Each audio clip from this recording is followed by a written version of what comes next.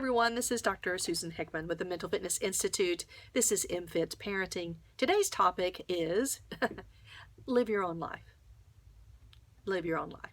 Okay, so what I mean by that is two things. One, it is crucial to your health as a parent to continue living a life that is in service to who you are and to your future, because your children will grow up and move away. And two, to live your own life and not live your life through your children. So let me tackle the second one first. I've seen so many parents who have a lot of negative emotionality and actually do a lot of emotional damage to their children because they are trying to live through their children. This is not unusual in the case of athletics, for example. You have let's just pick on dads for a minute. You have a father who always wanted to play baseball. He was never good at baseball, so he really wants his son to play baseball. He pushes him into the into the t-ball league, the early baseball training. The son hates it, but he keeps on forcing him to do it. The son may be good at it or may not, but he's not emotionally invested in it. It really is just for his dad. And while this is so tempting when we didn't get to do things that we wanted to do in our childhood, it's so tempting to want to make sure they get to do those things.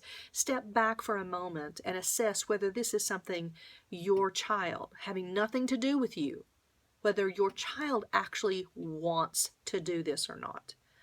Because by forcing them to do something you want them to do, as opposed to something like in athletics that they actually want to do, or maybe they want to be an actor instead. Maybe they don't want to do athletics at all. Or maybe they want to be a musician or an artist. Right? When you're forcing them to do something based on what you desire, you're living through your child. And you're communicating to them that you're not your own person. I own you. And you must do what I want you to do. Otherwise, I will withdraw my approval. It is a terrible, terrible thing to communicate to a child if you want them to grow up healthy and happy. All right, so don't live through your children. Here's another aspect of that. That means that when he doesn't do well at a game, you feel shame because you've so connected to the child. What are people going to think about me if my son can't even play baseball? Right? When you find yourself thinking those things, what are people going to think because of my child doing blah, blah, blah? You may be invested too much in your child's life in the sense of living through them.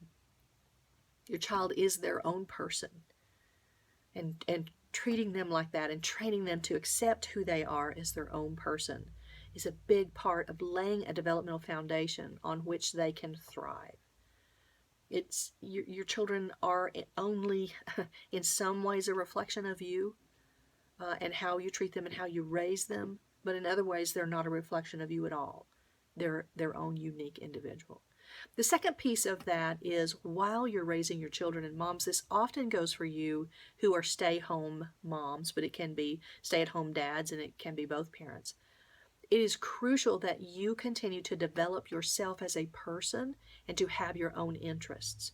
So many parents, I think, go overboard in orienting their whole life around their children. While we do want to give our children as much as we can, there also needs to be a balance. They don't need to feel like they are the complete center of the universe because they're not.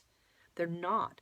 Their teachers are not going to treat them that way. Their friends are not going to treat them that way. Their coworkers and their spouses, well, spouses might be, but their coworkers are not going to treat them that way. They're not the center of the universe. They're a citizen of the family, just like you are.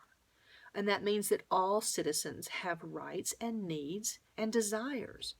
So parents, while you have the obligation to care for your children good enough, make sure you see the video on good enough parenting, it also is important in your parenting role to develop who you are. So don't give up your art. For example, make room in the schedule for you to do art. Don't give up training in martial arts if that's something you love. They need to see that you invest in yourself and that sometimes they have to sacrifice for something that's important to you. This teaches them to be a good citizen and to not be so egocentric that they can't have good relationships with other people.